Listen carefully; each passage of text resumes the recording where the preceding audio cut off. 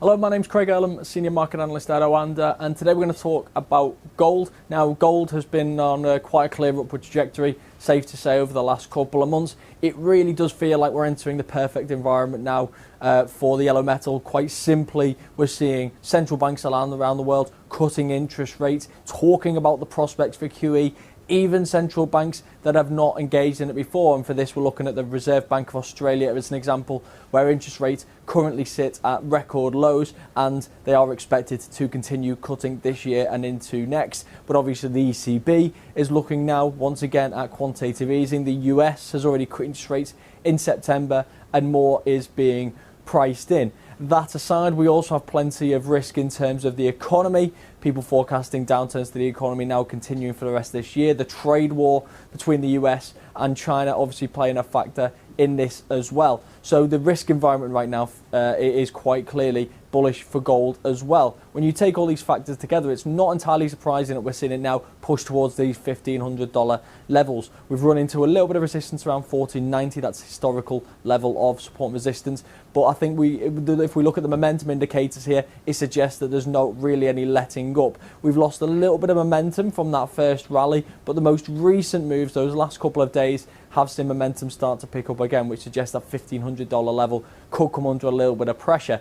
No worries if not, though. We have been in the midst of a very long rally. These things do have to correct at some point. If we do start to see that pullback, we could potentially see some support around that 1450 region again. That's where we consolidated on this way up, so this could be potentially an area of interest on the way down.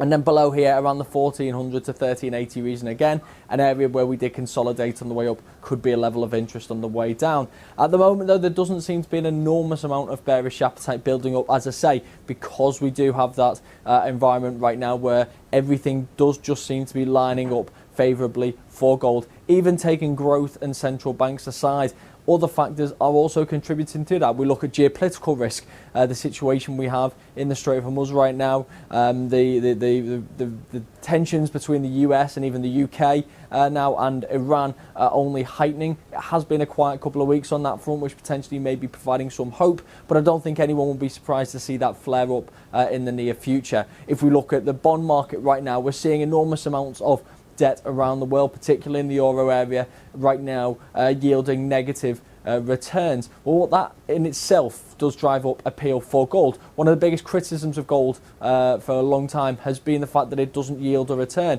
But when you have increasing numbers of bonds now yielding a negative return, that starts to look that little bit more attractive. And in this low inflation environment where there is prospect for it to rise, then again, all of the factors, as I say, do seem to be lining up favourably for gold. So while we are hitting big resistance levels and this rally has been ongoing, a lot of the factors that we're seeing right now, including the charts, do seem to be remaining favourable.